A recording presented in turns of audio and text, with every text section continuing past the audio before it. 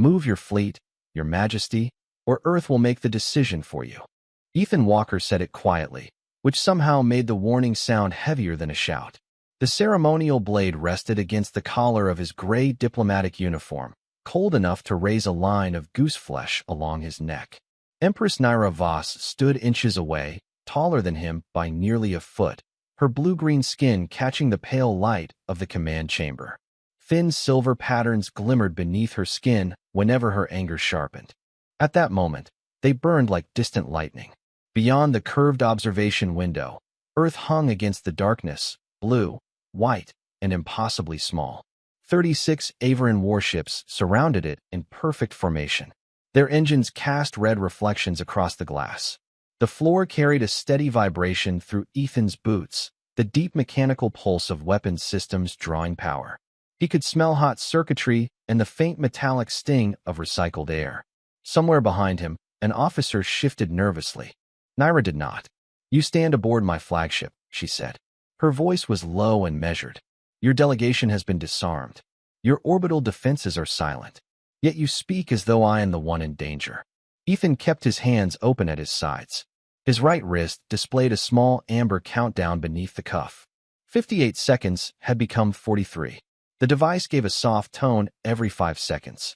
No one in the chamber seemed to understand what it meant. "I am not threatening you," he said. Naira tilted the blade just enough for the edge to press more firmly against the fabric at his throat. "Then what are you doing?" "Giving you time." A murmur passed through the Imperial officers. Naira's golden eyes narrowed. She had expected fear from the human envoy, perhaps defiance, perhaps the loud courage of a cornered soldier. She had not expected patience. Ethan watched the numbers fall. 39. 38. He had spent 22 years around emergency systems, military protocols, and frightened people holding dangerous tools. Fear made most species faster. Humans had learned the hard way that speed was not the same as control. "Earth has rejected our terms," Naira said. "Your moon stations will surrender. Your defense network will be transferred to my command. Your governments will sign before the next rotation." No. The answer was simple. It changed the air in the room. One of Naira's guards tightened his grip on his staff weapon, but Ethan never looked away from the Empress. "You believe your world is protected by distance?" she asked.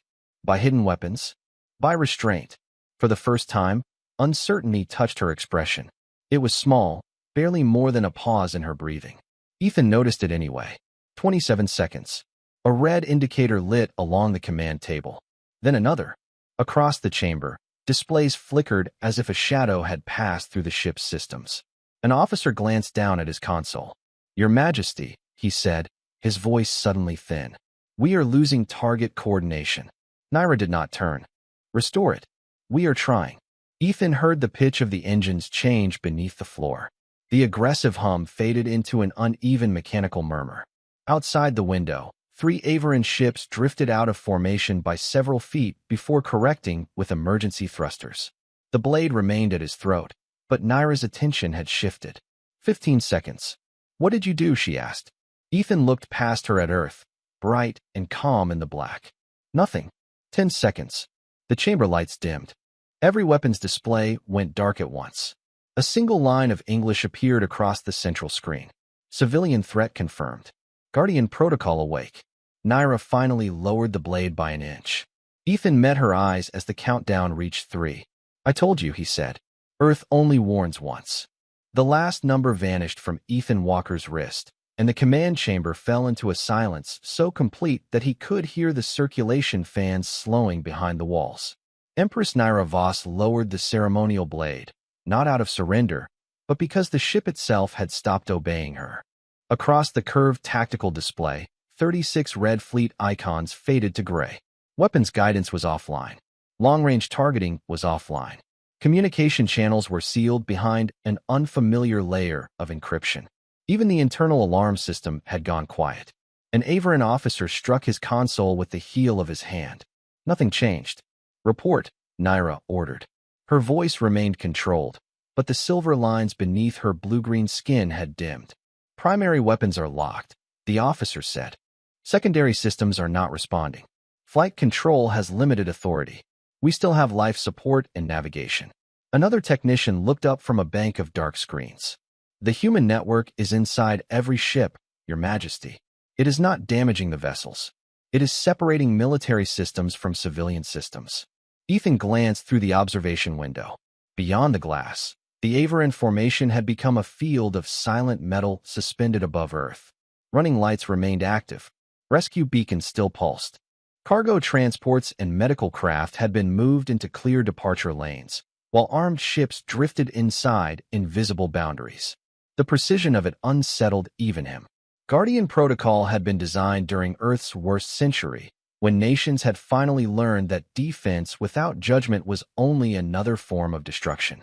Naira turned toward him. You expected this. I knew what would happen if your fleet crossed the final boundary. And you allowed us to cross it. I warned you before you did. The words landed harder than accusation. Naira looked back at the central screen. The message remained unchanged. Civilian threat confirmed. Guardian Protocol awake. Then a new line appeared beneath it. Non-combatant corridors established. Medical channels open. Awaiting de-escalation. Several officers stared at the translation as if it were impossible. One of them spoke first. It is offering aid. It is offering a way out, Ethan said. There is a difference. Naira faced him again. Your world has disabled an Imperial fleet without firing. Yes. And now it asks us to leave. It asks you to stop threatening civilians.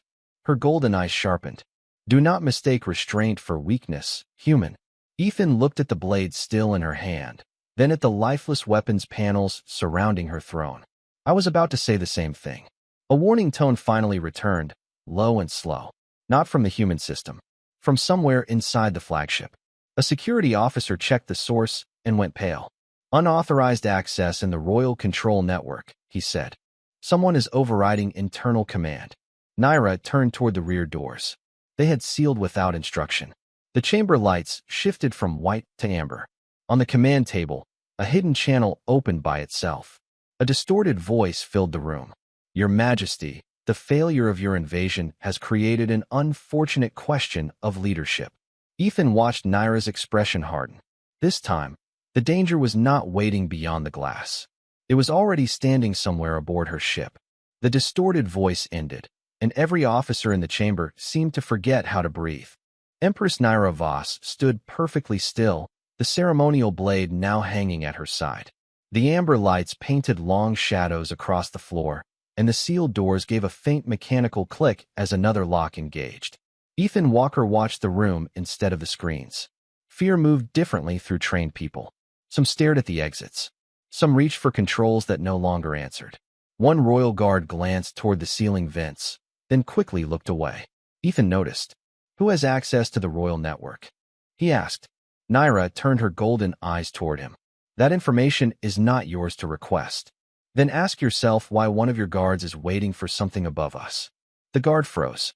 A second later, a thin panel in the ceiling opened with a whisper. Ethan moved before anyone else understood the sound.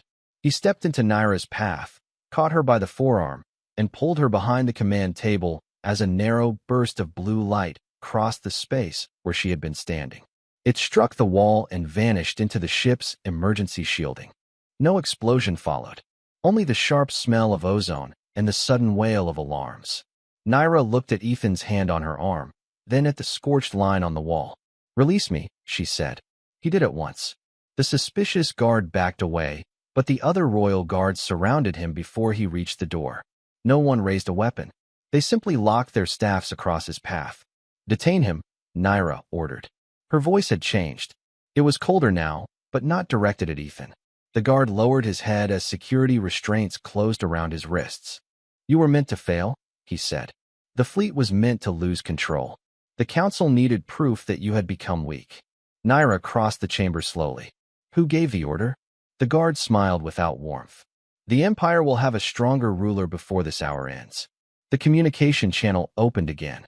This time, the distortion disappeared.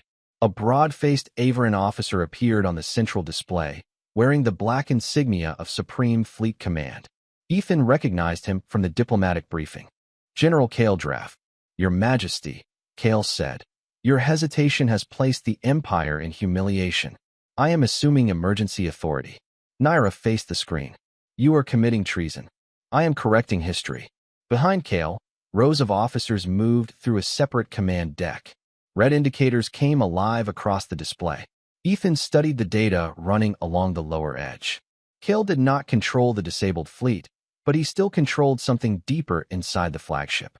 A secured launch system. Hidden. Independent. He has another weapon, Ethan said. Naira looked toward him. The human network disabled all offensive systems. All the systems it could identify. Kale heard him and smiled. You should have remained silent, Mr. Walker. A new signal appeared beyond the ship, moving away from the fleet toward Earth. Guardian Protocol immediately marked it, but did not fire. Civilian traffic surrounded the object too closely. Ethan felt the chamber tilt beneath his feet, though the gravity remained steady. Kale had placed the weapon where Earth could not stop it without risking innocent lives. Naira stared at the tactical display, and for the first time, Ethan saw certainty leave her face. What has he launched? He asked. She answered in a voice barely above the alarms. Something my father promised was destroyed. The object on the tactical display moved toward Earth without engine flare, without a beacon, and without any sign that it wanted to be found. It was less than 12 miles long, shaped like a black needle, and wrapped in a field that bent the light around it. Guardian Protocol tracked it, but every safe firing path was blocked by hospital transports and civilian stations. Ethan Walker studied the numbers rolling across the command table. 41 minutes to the upper atmosphere. Empress Naira Voss looked older in the amber light, though nothing in her posture had changed. What is it? Ethan asked. A crown spear, she said. A strategic weapon from the reign of my father. What does it do? It does not destroy a city. It shuts down a world. The answer settled over the chamber like frost. Kale Drav remained on the central display, calm and certain. Your father understood that peace is only possible when fear has a name, he said. Naira faced him. My father ordered every crown spear dismantled. He ordered the records changed. Kale touched a control, and an old military file appeared beside his image. A formation of Averan ships floated against a yellow star. Ethan recognized the system at once. Earth designation Sol. The date stamp was 20 years old. The first Imperial Survey Fleet, Naira whispered. It vanished beyond the Helios Passage. It did not vanish, Kale said. It reached Earth. Ethan felt the air grow colder, though the environmental controls had not changed. He knew that name from classified rescue archives. Operation Harbor Light. 43 foreign warships entering the outer system without identification. No declared purpose. No response to contact. They came armed, Ethan said. Kale smiled. And your people destroyed them. No. Ethan looked at Naira. We disabled them. The room turned toward him. He could hear the soft click of cooling relays beneath the floor. Their navigation failed near Jupiter, he continued. 3 ships lost life support. Earth rescue crews boarded under a ceasefire signal. We treated their crews, repaired what we could, and escorted the fleet out through an unregistered corridor. Naira stared at him. Why was none of this reported? Because both governments buried it. My government received no survivors. Kale answered before Ethan could. There were survivors. There were also officers who returned with dangerous ideas. They spoke of humans sharing oxygen with enemies. They claimed Earth could have taken their ships and chose not to. Such stories weaken empires. Naira's golden eyes moved slowly toward Kale. You silenced them. I protected the throne. The command chamber doors gave another heavy click. Kale's image disappeared, replaced by a map of the flagship. Entire sections turned red. Royal security channels vanished one by one. Ethan pulled up a maintenance schematic on the command table and found a narrow service passage beneath the western wall. He controls this deck now, he said. If we stay, he controls us. Naira looked at the silent throne behind her, then at the hidden route. For one long second, she seemed divided between the ruler she had been raised to become and the woman standing on a ship that no longer obeyed her. Then she set the ceremonial blade against the wall panel and released the emergency latch. The panel opened into darkness. There is a gravity garden 3 levels below, she said. It has an independent life support core. Ethan gestured toward the passage. After you, Your Majesty. She stepped inside, then paused. You knew about my father's fleet. I knew Earth saved it. And you still came here alone. Ethan followed as the panel sealed behind them. I thought the truth might matter more if someone stayed alive long enough to tell it. The service passage narrowed until Ethan Walker had to turn sideways to move through it. Metal pressed cold against his shoulders. Behind him, Empress Naira Voss moved without complaint, one hand resting against the wall as the flagship trembled around them. Emergency power flowed in uneven pulses. Each one dimmed the guide lights, then brought them back in a weak blue line along the floor. The ship smelled different here. Less like polished command decks and more like heated wiring, dust, and old coolant. Ethan counted the junctions in silence. 3 left turns. 1 vertical ladder. 40 feet down. Somewhere beyond the hull, the crown spear continued toward Earth. 34 minutes remained. Naira reached the lower hatch first and pressed her palm against the manual release. Nothing happened. She drew the ceremonial blade, fitted its narrow edge into the maintenance seam, and forced the mechanism apart with slow, controlled pressure. The hatch opened on a breath of warm, damp air. The gravity garden beyond it seemed impossible inside a warship. Tall crystal bark trees curved beneath a simulated dawn. Clear spheres of water floated between silver leaves, each one turning slowly in the low gravity. Moss covered the black stone paths in soft blue light. For several seconds, neither of them spoke. The silence was not empty. It carried water, distant machinery, and the faint vibration of a world-sized decision moving closer to Earth. Naira stepped beneath the nearest tree. One floating droplet touched the back of her hand and broke into a thin shining film across her blue-green skin. My mother planted this garden, she said. She believed a ruler should keep one place that did not answer to commands. Ethan checked the independent console near the entrance. Life support was stable. Internal surveillance was disconnected. Communications were limited to an old agricultural channel. She sounds practical. Naira looked at him. That was not a compliment in my father's court. It is where I come from. He opened the first aid compartment beneath the console. The supplies were Avaran, but the symbols were familiar enough. His shoulder ached from pulling her away from the energy burst in the command chamber. He applied a cooling seal over the strained muscle and tested his range of motion. Naira watched him from across the path. Why did Earth hide what happened to the survey fleet? She asked. Ethan closed the medical kit. Because victory can be more dangerous than defeat when everyone needs an enemy. You call what happened to victory? 43 armed ships entered our system. Every crew member who could be saved went home. No cities burned. No families received messages saying their children were gone. That was a victory. Naira lowered her gaze to the water drifting between them. Kale called it humiliation. Men like Kale need every kindness to look like weakness. Otherwise, people might stop needing men like Kale. A soft tone came from the agricultural console. The Human Defense Network had found the crown spear again. Its projected path appeared as a thin white line ending over North America. 29 minutes. Naira studied the display. If your network is as capable as you claim, why does it not destroy the weapon? Civilian transports are still inside the safe distance. Then move them. They are moving. Not fast enough. She looked at him sharply. There must be another option. Ethan expanded the trajectory map. A secondary line appeared, curving away from Earth and toward Avaran space. It ended at a bright marker labeled Imperial Capital Region. Naira went still. The spear can be redirected, she said. Yes. Then do it. Ethan turned from the screen. No. The silver lines beneath her skin brightened.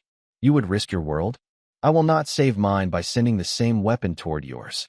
Billions of humans are below us. And billions of your people are not responsible for Kale. The answer seemed to strike some place inside her that armor could not cover. The garden lights shifted toward evening, painting earth-like colors across the crystal trees. Naira looked at the ceremonial blade in her hand, then slowly placed it on the moss between them. What kind of species builds a weapon powerful enough to stop an empire? She asked, then refuses the easiest way to survive. Ethan watched the countdown fall to 26 minutes. One that learned the easiest way usually costs the most later. The countdown reached 24 minutes as Ethan Walker studied the crown spear's guidance map. The white trajectory line passed through a cluster of civilian stations, then curved toward the atmosphere. Guardian Protocol could stop it, but only by creating a debris field across the same orbital lane. The system refused the calculation every time. Empress Naira Voss stood beside him beneath the crystal trees, her ceremonial blade resting on the moss where she had left it. For the first time since he had met her, she looked less like a ruler and more like someone listening to the weight of her own choices. The weapon has a manual guidance core, she said. My father required every crown spear to accept a royal command at close range. Ethan enlarged the schematic. A narrow access channel appeared near the center of the weapon, protected by layered shielding. Close range means how close? Less than 300 feet. He looked at her. That is not close range. That is inside the problem. Your language has many ways to describe bad ideas. We needed the variety. The corner of her mouth moved, almost a smile, then disappeared. She entered an imperial authorization sequence into the agricultural console. A service craft appeared on the ship map, stored 2 levels below the garden. Its engines were old but functional. 1 pilot. Limited shielding. Enough fuel for a single intercept. I can reach the spear, Ethan said. Naira's eyes sharpened. You do not know Averin control architecture. I know emergency systems. They all tell the truth when they fail. That statement makes no sense. It will when we get there. He pulled up the service craft specifications. The cockpit used manual flight controls, which meant Kale could not lock it through the flagship network. The shield would hold for 6 minutes near the spear. Maybe 7 if he shut down everything unnecessary, including cabin heat. Naira studied the same numbers. You intend to go alone. 1 seat. Then we find another craft. We do not have time. A soft chime sounded. 21 minutes. Outside the garden, a distant vibration traveled through the hull as Kale sealed another section of the ship. The trees trembled. Floating water spheres broke apart into shining clouds, then slowly gathered themselves again. Ethan removed the Earth insignia from his uniform collar. It was a small piece of dark metal, worn smooth along the edges from years of use. He placed it in Naira's palm. What is this? She asked. A promise. To return. No. To finish the job. Her fingers closed around it. You speak of your death too easily. I am speaking about the mission. Humans use different words for the same foolishness. Ethan reached for the console, but Naira caught his wrist. Her grip was firm, not threatening. If you fail, she said, Kale wins twice. He destroys your world and turns my empire into the weapon that did it. Then I will not fail. Confidence is not a plan. No, the plan is to dock with the spear, open the guidance core, and shut it down manually. Confidence is what keeps the plan moving when the numbers get ugly. She released him, but her gaze remained fixed on his face. There is another way. Naira entered a second command. The map shifted.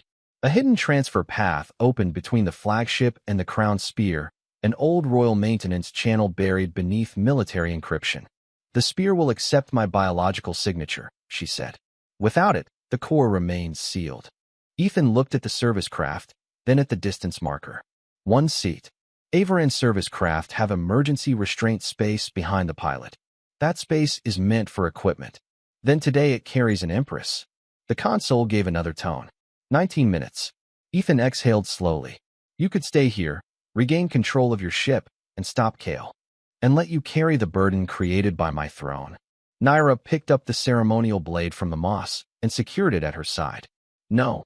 The silver lines beneath her skin glowed softly, not with anger now, but with resolve.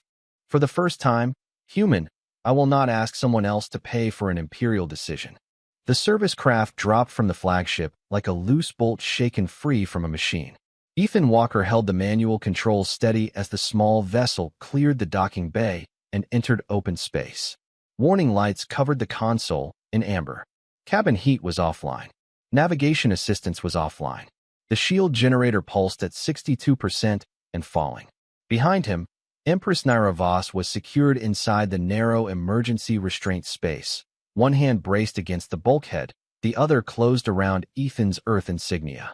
The crown spear waited ahead, black against the stars, nearly 12 miles of silent machinery moving toward the blue curve of Earth. 16 minutes remained. Approach vector is too steep, Naira said. I know. Your speed is increasing. I know that too. Do humans find repetition calming? Only when someone important keeps distracting the pilot. Naira went quiet. Ethan adjusted the thrusters by fractions, guiding the craft between civilian transports still moving through Guardian Protocol's evacuation corridor. Medical ships passed within a few hundred feet, their white running lights reflecting across the cockpit glass. The Human Defense Network marked each one in green. It marked the Crown Spear in red. It marked Ethan's service craft in yellow, uncertain whether to protect it or stop it. Guardian system requesting identification, Naira said. Send the diplomatic code from my collar transmitter.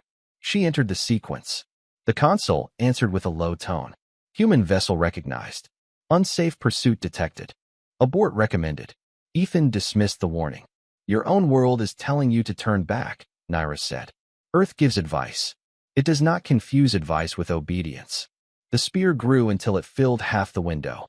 Its surface had no visible seams, only long bands of dark material that seemed to swallow the nearby starlight. Ethan cut the main engine and used maneuvering jets to match its speed. The craft shuddered. A shield alarm began counting down from 4 minutes. Royal access point is 70 feet below us, Naira said. Rotate 12 degrees to starboard. Ethan followed her direction. A faint silver symbol appeared on the spear's surface, visible only when Naira transmitted her biological signature. The service craft aligned with it. Magnetic clamps extended and locked with a deep metallic thud. For 1 second, everything became still. Then the crown spear shifted course by half a degree. The movement dragged the service craft sideways. Warning tones overlapped. The left clamp failed. Ethan used the thrusters to keep the craft from spinning away. We have 1 clamp, he said. That is not enough. It only has to be enough once. He opened the hatch controls. A pressure seal formed between the craft and the spear. The airlock indicator remained red. Naira reached past him and placed her palm on the authorization plate. Silver light traveled from her hand into the panel. The outer hatch unlocked. Cold air entered with the smell of metal and ancient insulation. Ethan released his harness. The craft shifted again, harder this time, and the remaining clamp groaned under the strain. 12 minutes. Once we enter, Kale may detect my signature, Naira said. Then we move before he can react. Ethan opened the inner hatch. A narrow passage waited beyond, dark except for thin lines of red light beneath the floor. No guards. No active defenses. Only the low mechanical pulse of a weapon older than some nations on Earth. They crossed into the spear. The hatch sealed behind them. Naira placed her hand against the wall, and a map appeared in pale gold. The guidance core was 1,800 feet ahead. There is no direct route, she said. The maintenance corridors were designed to slow intruders. Ethan studied the branching paths. Then we do not use the direct route.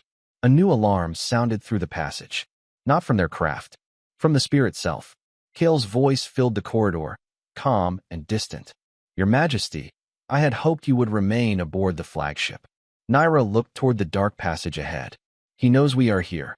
Ethan checked the countdown on his wrist. 11 minutes. Good, he said. Now he has something else to worry about. Kale Drav's voice faded into the machinery, but the crown spear had already begun to answer him. Red guide lights shifted across the floor, sealing one corridor after another. Ethan Walker studied the pale gold map projected from the wall, while Empress Naira Voss kept her hand against the control surface. 10 minutes remained. He is closing the maintenance routes, she said. Then we stopped thinking like maintenance crews. Ethan looked up. Thick power conduits ran above them behind removable panels, all leading toward the central guidance chamber. The direct corridor twisted through 6 security gates. The conduit shaft passed above every one of them. He released the first panel with a manual latch. Warm air rolled out, carrying the smell of dust, insulation, and charged metal. That space was not built for passengers, Naira said. Neither was the service craft. Ethan pulled himself into the shaft. Today has been disappointing for designers. Naira followed, the silver lines beneath her blue-green skin casting faint light across the narrow space. They moved on hands and knees while the weapon vibrated around them. Every pulse traveled through the metal into Ethan's palms. The countdown reached 8 minutes.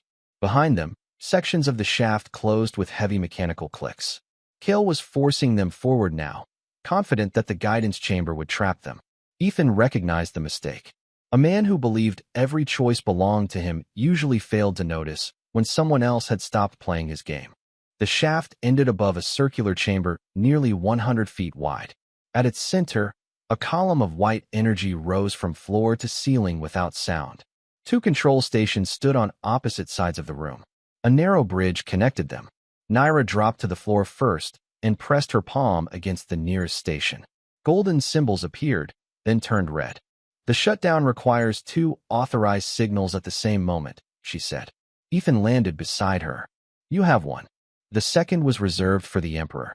Can your blade carry your signature? Naira looked at the ceremonial weapon at her side. Its metal was keyed to the royal bloodline. Then it is not just ceremonial. 6 minutes.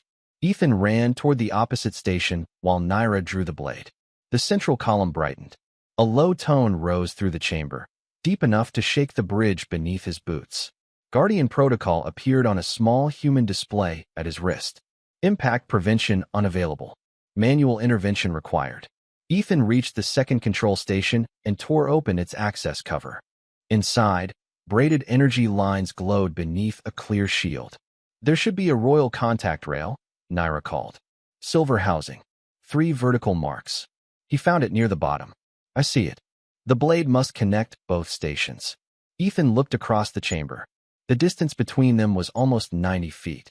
That is going to be a long blade. Naira understood. She placed the flat of the weapon against her station and activated the royal command. A line of silver light raced through the floor, across the bridge, and into Ethan's console. The contact rail opened. Now, she said. Ethan pressed both hands against the manual shutdown plates. The system resisted. Cold spread through the controls.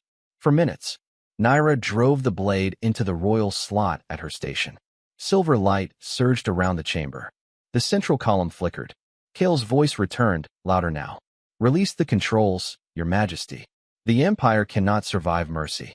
Naira kept both hands on the blade. Then the Empire will learn. Ethan felt the second signal reach his station. He forced the shutdown plates together. The white column narrowed, widened once, then vanished. Every alarm stopped. Through the forward display, the crown spear drifted harmlessly above Earth, its dark surface reflecting the blue curve below. Ethan released the controls and lowered himself against the station as strength left his arms. Across the bridge, Naira pulled the blade free and hurried toward him. The broadcast system activated automatically, sending the guidance chamber to every ship in the Averan fleet.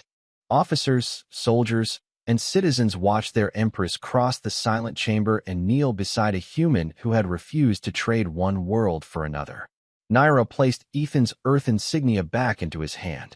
Both worlds are still there, she said. Ethan looked through the display at the planet below. That was the plan.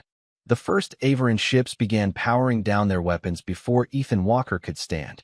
One by one, red targeting markers disappeared from the tactical display inside the silent crown spear. Guardian Protocol answered by releasing control of navigation, then communications, then engines. It did not demand surrender. It simply made peace possible again. Empress Naira Voss remained beside Ethan until the service craft completed its return approach to the flagship. Neither of them spoke during the flight. Earth filled the cockpit window below, blue and white beneath a thin line of sunrise. Behind them, the disabled weapon drifted under human escort toward an empty orbit where no city and no civilian station could be threatened. When the docking clamps engaged, the sound traveled through the hull like a final heartbeat. The flagship corridors were different when they returned. Royal guards no longer aimed their staffs at one another. Officers stood at their stations in silence while General Kale, Drav's command authority vanished from every display. He had been detained on his own deck after the fleet saw the broadcast from the guidance chamber. His supporters had expected fear to hold the Empire together. Instead, they had watched their Empress save an enemy world. Naira entered the command chamber with Ethan at her side. The ceremonial blade hung at her waist. No one ordered the officers to kneel. They did anyway. Naira looked across them, then toward the central screen where Earth rotated slowly in the dark. Open every civilian corridor, she said. Return medical priority to local traffic. Withdraw all warships beyond lunar orbit. The fleet commander hesitated. Your Majesty, Earth has not requested terms. That is because they are waiting to see whether we understand the lesson without being forced to repeat it. Ethan said nothing. He was tired enough to feel every vibration in the floor, but he remained standing. A human transmission appeared on the central screen. No general. No president. Only the plain seal of Earth Emergency Coordination. The message contained 3 requests. Safe passage for civilian vessels. Full records concerning the Crown Spear. Immediate medical assistance for any Averin crew affected by the shutdown. No tribute. No territorial claim. No public humiliation. Naira read the message twice. They are offering aid to the fleet that came to threaten them. That is what Earth does when the danger is over, Ethan said. It gets harder to hate someone after they help you home. Hours later, the 2 fleets faced each other across open space with every weapon cold. Naira signed the withdrawal order at the same table where she had once demanded Earth's submission. Then she removed the ceremonial blade and placed it before Ethan, its hilt turned toward him. This weapon has passed through 9 generations of my family, she said. It has ended disputes, crowned rulers, and frightened those who mistook fear for loyalty. Ethan looked at the blade but did not touch it. Then keep it. You refuse an imperial symbol? I am asking you to change what it means. Naira's golden eyes held his for a long moment. She turned the blade, laid it flat against the table, and placed his Earth insignia beside it. Metal from 2 worlds, neither above the other. Outside the window, the Averin fleet began to move away from Earth. No cheering filled the chamber. No anthem played. Only the quiet hum of engines, choosing distance over war. Naira watched the blue planet grow smaller and finally understood what had frightened her generals. Earth had shown enough power to break an empire, then used that power to protect strangers. Ethan had not conquered her fleet. He had given it away to leave with its dignity intact.